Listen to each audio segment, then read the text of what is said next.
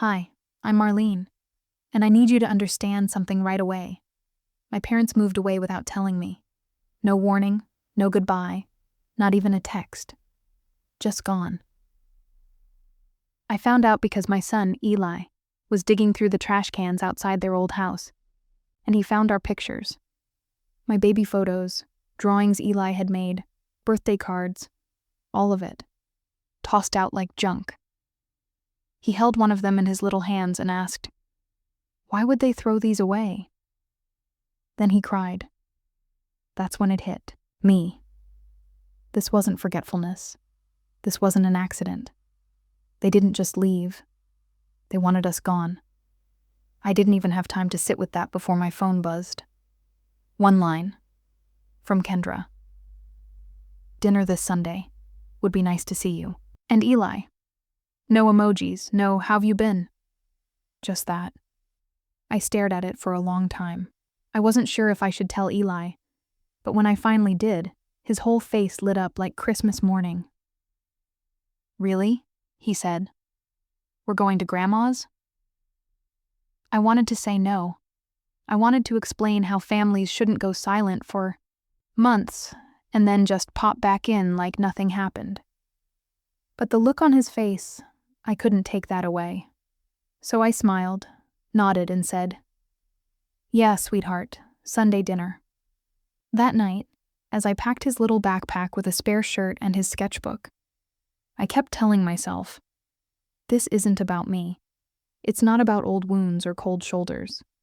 This is about Eli, about letting him feel like he still belonged to something, even if I didn't. I told myself it was just dinner, just one evening. But deep down, I already knew this wasn't going to be that simple. Sunday came wrapped in warm summer light, the kind that makes everything look softer than it really is. Eli was in the back seat humming a little tune, swinging his legs, so excited he could hardly sit still. I kept my hands tight on the wheel, eyes on the road, pretending the pit in my stomach wasn't there. When we pulled into the driveway, nothing looked different. The lawn was perfectly trimmed, the flower beds neat, every bush shaped just right. But to me, it didn't feel like the same house. It felt like a stage. Familiar, but off. Kendra opened the door, smiling wide like we hadn't just skipped over a full year of real conversations. She smelled like lavender, always lavender, and her arms were open like nothing had happened. "You look great," she said, brushing a kiss against my cheek. Her voice was light, too light. "Eli, you're getting so big." Eli beamed and dashed past her into the house, calling for his cousins. I followed slowly. My eyes scanned everything. The kitchen still smelled like garlic bread. There was laughter from the living room. And someone was slicing lemons at the island, but no one said, "We've missed you." No one even looked surprised to see us. Cliff was on the couch, eyes fixed on the game. He gave a quick nod like we were neighbors passing on the street. Vera didn't turn when I walked in. Her back was stiff, her hands busy cutting lemon after lemon. When she finally looked up, she just said, "Oh, you're early." "Just 10 minutes, I replied, trying to smile. She didn't respond, just kept slicing. We waited in the living room for a bit. People came and went, chatting about cruises and promotions and soccer wins. No one asked about me. No one asked about Eli. Then dinner started being set. And that's when I noticed it. The table was full, every place carefully arranged, napkins folded, drinks poured, but there were no chairs for us. Not one for me, not one for Eli. I stood there, frozen, for a second, waiting, hoping someone would notice. No one did. So I walked to the pantry, grabbed 2 folding chairs, and brought them out myself. One in each hand. Eli stood beside me, looking confused. "Mom," he whispered. "They forgot us." I forced a smile, one that felt like it might crack my teeth. "They probably just ran out of time, baby," But we both knew that wasn't true. Dinner moved on like a scene we weren't really part of. Everyone talked over us, around us. Vacations, home renovations, PTA meetings. Not once did anyone ask Eli about school. It was like we were props in a play we didn't audition for. Then Eli reached into his backpack and pulled something out. It was a drawing, crayons on paper, our whole family, hand in hand, standing in front of that very house. He'd written, "Family Forever," in big green letters at the top. He walked over to Vera, smiling so proudly, and handed it to her. "I made this for you, Grandma," he said. She glanced at it for maybe 3 seconds. Then, without a word, she placed it beside the shoe rack and walked away. No thank you. No smile. Nothing. My jaw clenched. I could feel my chest tightening. Eli came back to his seat and leaned toward me. "Do you think she liked it?" he asked. I looked at his little face. Still hopeful. Still believing. "Of course she did," I lied. I wanted to take that drawing and tape it to the center of the fridge where everyone had to see it. I wanted to shout, "This is your grandson." But I didn't. I let it sit there on the floor, like we were meant to be forgotten. When dessert came, no one noticed Eli didn't get a slice. I quietly reached over and served him a piece of pie myself. He thanked me in a whisper. By the time the evening wound down, I was empty. Not angry, not loud, just hollow. I helped Eli into his jacket. He gave hugs to whoever would accept them. Vera gave him a pat on the head. Kendra handed me a container of leftovers like that somehow made us even. As I turned to leave, my eyes landed on the photo wall in the hallway. It had been redone. New frames, brighter lighting, all arranged perfectly, but not one photo of Eli, not one of me, just Kendra's kids. Cliff and Vera smiling beside Dean, my ex-husband, in a picture I used to be in. I remembered that day. But in this version, I'd been cropped out. It wasn't subtle. It was deliberate. I stood there staring, my hand on Eli's shoulder, heart pounding in my chest. And I realized something. I hadn't just lost my place in that house. I'd been erased from the story entirely. It was a few days later, just an ordinary morning. I was sitting in the car outside the grocery store, trying to talk myself into going in, when I made the mistake of opening Facebook. The first thing I saw hit me like a punch to the chest. Balloons, frosting, smiling faces. Kendra had thrown a birthday party for Liam. Her living room was full of kids, full of family, except us. I hadn't even known there was a party. No text, no call. Not even one of those fake friendly, hope you're free messages. There were pictures of Cliff and Vera by the cake, Kendra's husband with his arm around her, even Edgar, the neighbor, grinning in the background. But no Eli. No me. We hadn't just missed a party. We were deliberately cut out of it. That night, I was scrolling through my phone on the couch, still trying to breathe around the weight in my chest, when Eli climbed up beside me. He leaned over, peeked at the screen, and asked, "Was that Liam's party?" I tried to angle the phone away, but it was too late. "Yeah, bud," I said gently. He blinked, staring at the picture. Why didn't they invite me? I didn't know how to answer that. I wanted to say something that would make it okay, but nothing felt true and kind at the same time. "I don't know," I whispered. Maybe it was a small thing. Maybe they just forgot. He was quiet for a long moment. Then he sat up straighter and asked, "Can we bake something for him, like cupcakes? I could decorate them with green and blue. He loves green and blue." I wanted to say no. I wanted to scream. But I couldn't take that flicker of hope away from him. Not yet. "Yeah," I said, my voice catching. "That's a sweet idea." The next morning we baked together. I let him crack the eggs and stir the batter, even though half of it ended up on the counter. We made vanilla cupcakes with green swirls, blue dots, shaky little hearts. He smiled, so big when we boxed them up, holding that container like it was something precious. And the whole drive over, he cradled it in his lap like glass. When we pulled into Vera's driveway, he jumped out and raced to the porch like it was Christmas morning. I followed, slower, heart pounding. He knocked. A few seconds passed. The door opened. Vera stood there in her robe, like she hadn't expected anyone, even though her car was right in the driveway. Her eyes darted past me before landing on Eli. "Hi, sweetie," she said, surprised. Eli held up the box with both hands. "We made cupcakes for Liam's birthday. I wanted to say happy birthday in person." Vera smiled, but it didn't reach her eyes. It was tight, uneasy. She stepped out just enough to block the doorway. "Now's not a great time, sweetheart. Maybe next weekend, okay?" Eli didn't move. "I just wanted to give them to him." She reached out, gently pushed the box back toward him. "I'll tell Liam you said hi." Then she closed the door. Eli turned around slowly.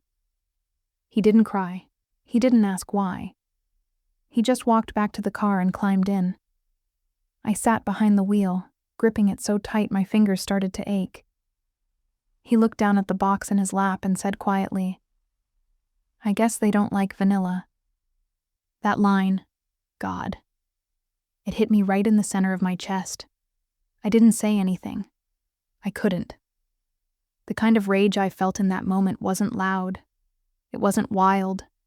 It was clean, controlled, dangerous. We got home, and he sat at the kitchen table in silence. I unpacked the cupcakes, placed them carefully in the fridge like they still meant something. Like they weren't just a reminder of how unwanted we were. Later that night, after story time and teeth brushing and lights out, he pulled the blanket up to his chin and looked at me. "Mom," he whispered. "Yeah, baby?" He hesitated. "Maybe, if I were more like Liam, they'd love me too." My throat burned. I leaned in, kissed his forehead, and said the only thing I could. "No. Maybe if they loved you, they'd act like it." Then I sat there in the dark beside him, his little hand wrapped around mine, and I made a promise. They would never hurt him again. Not like this. Not ever. Saturday morning came with that strange, quiet stillness that only shows up when something inside you has already decided. I got Eli dressed, made him breakfast, packed a snack just in case. I didn't tell him exactly where we were going. I just said, "We're checking on something." And he nodded like he understood more than I was saying. We drove across town, past the same neighborhoods, the same intersections we used to pass when visiting my parents' house. It felt surreal, like I was tracing the path to a place that no longer existed.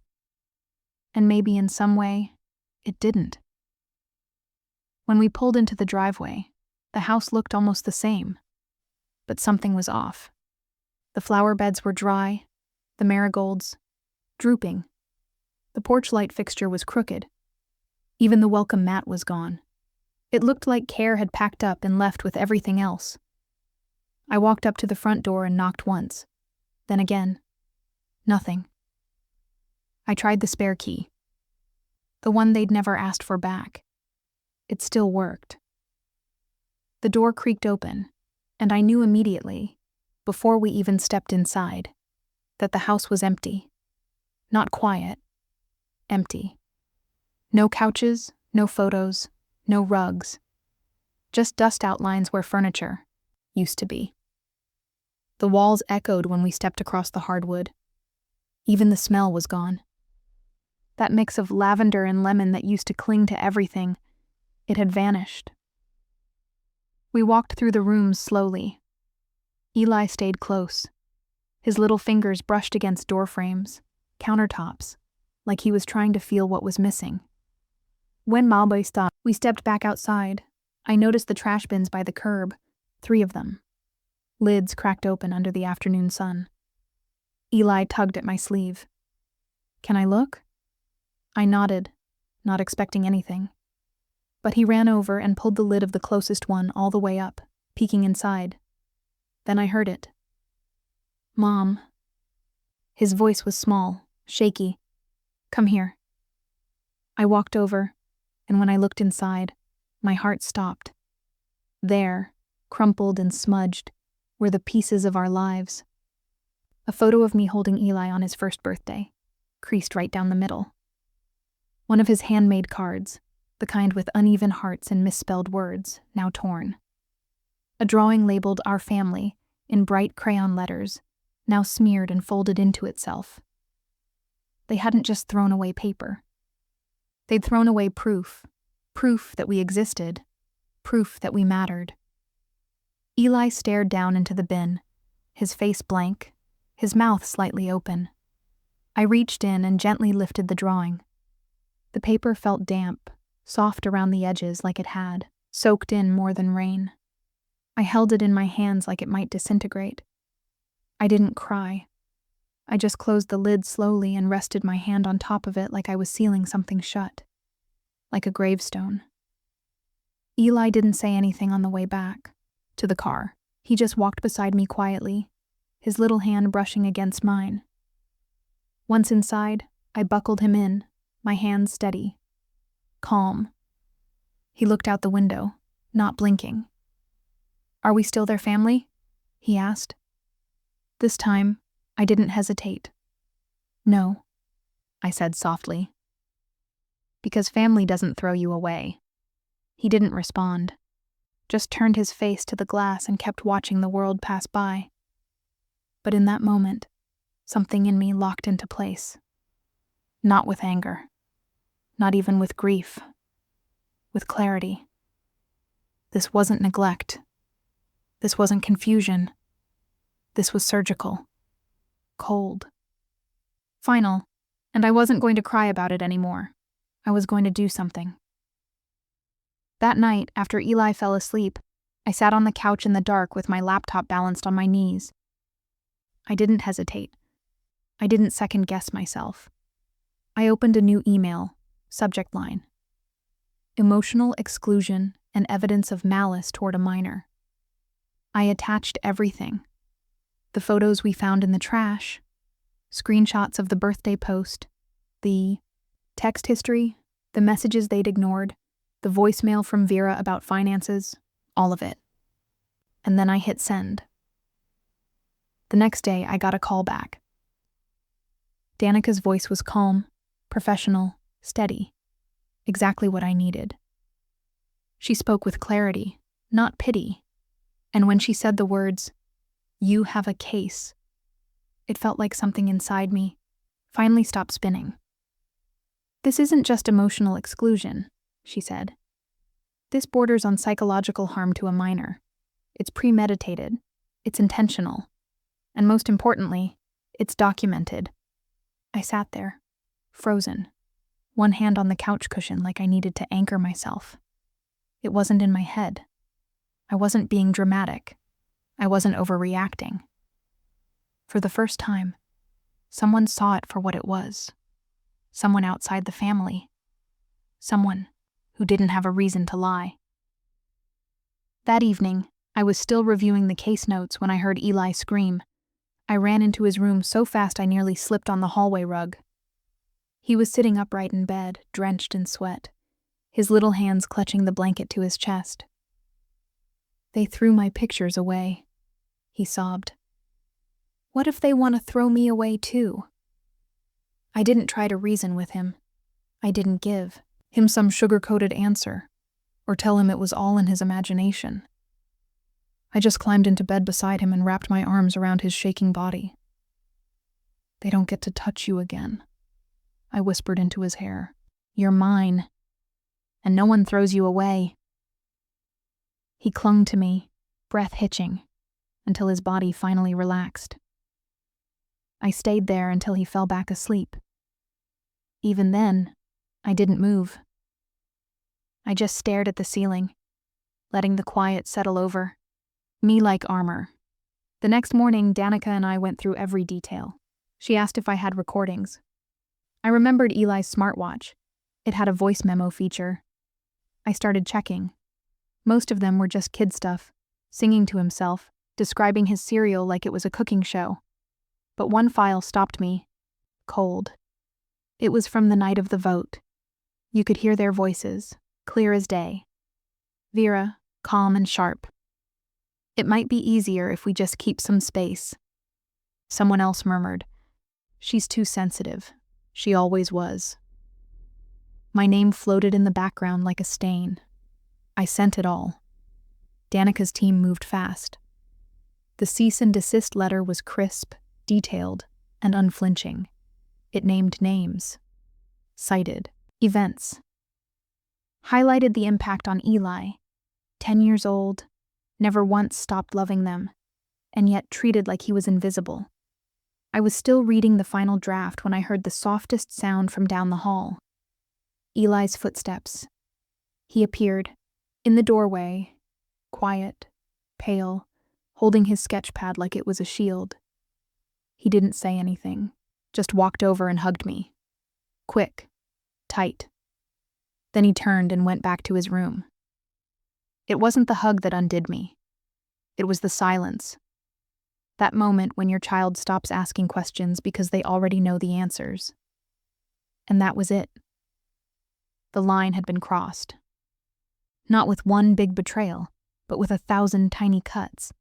And now it was my turn to make sure they never got close enough to do it again. The letters went out without warning. Certified, signed, undeniable. I didn't post about it. I didn't send a text. I didn't call anyone to explain. I just waited. By noon, Vera sent a message. "We need to talk.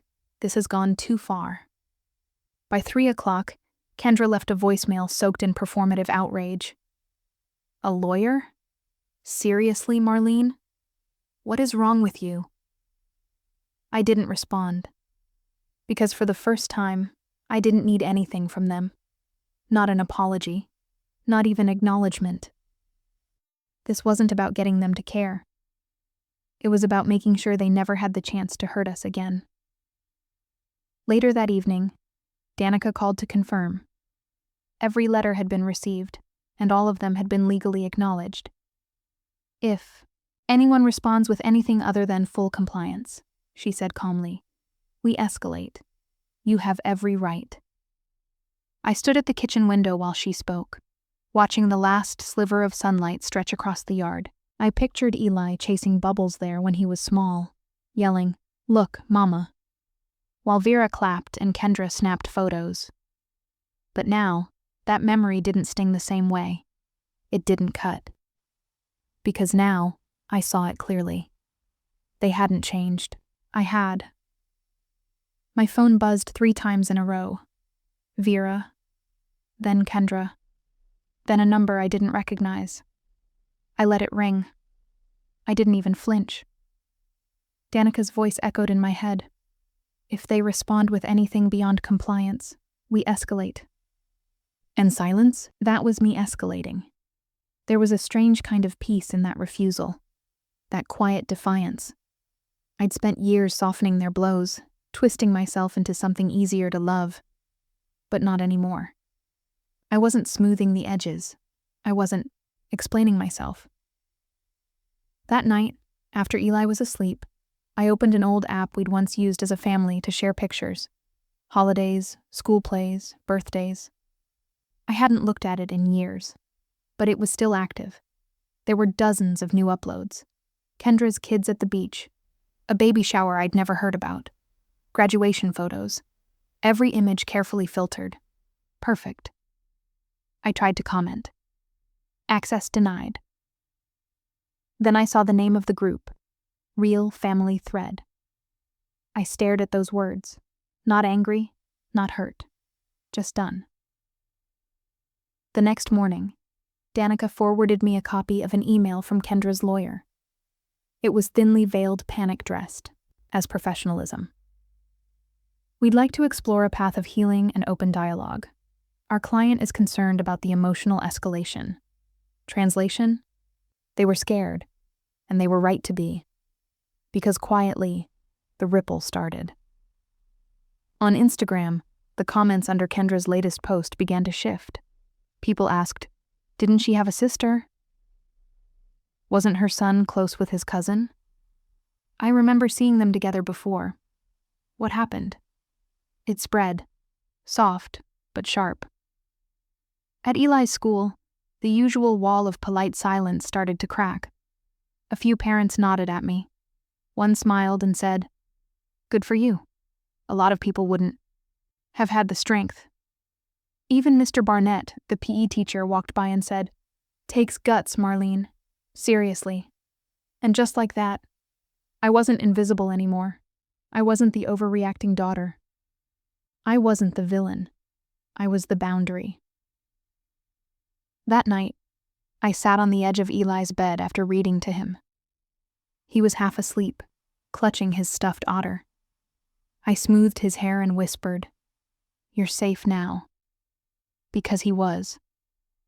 And so was I. It had been a few quiet weeks. No new texts, no voicemails, no surprise knocks at the door, just silence. But this time, the silence didn't feel like a punishment. It felt like mine. One afternoon, I was sorting the mail when I noticed an envelope tucked between a grocery, flyer, and a phone bill. No return address, but the handwriting stopped me cold. Vera's script, rigid, exact, always in blue ink. I didn't open it in the car. I waited until Eli was in his room, humming softly while building a Lego spaceship. The card was plain, cream-colored. No design, no signature, just one line inside. "Maybe we misunderstood you. Maybe we were wrong. No apology, no ownership. Just a breadcrumb." I folded it up slowly and walked to my bedroom. Opened the drawer where I kept the photo of Eli's first birthday, the one I'd pulled from their trash bin. I slid the card underneath it, where it could stay buried with everything else they threw away. I didn't feel angry. I didn't feel sad. Just done. That Saturday morning, Edgar came by, like he always did. Same dusty sweater. Same crooked smile.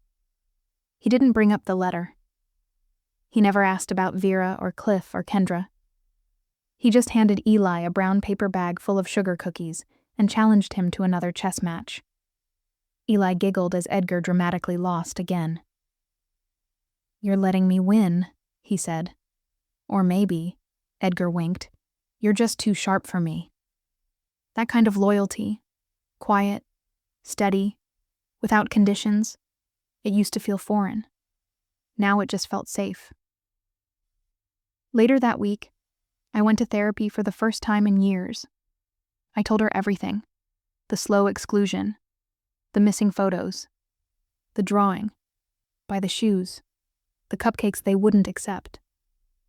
She listened without filling in the pauses. At the end of the session, she said something that stayed with me. "What they did to you wasn't personal, but your healing has to be." And she was right. This wasn't about getting back in. It wasn't about proving anything or being the bigger person. It was about building something better. Not louder, not flashier, just safer, more honest. That night, I pulled out my journal. One I hadn't touched since before the divorce, and wrote one line across the page. I didn't lose a family. I escaped one. Eli came in after brushing his teeth, curled up beside me with his blanket, and whispered, "Do you think they still think about us?" I tucked the blanket around his chin, kissed his forehead, and said, "Maybe.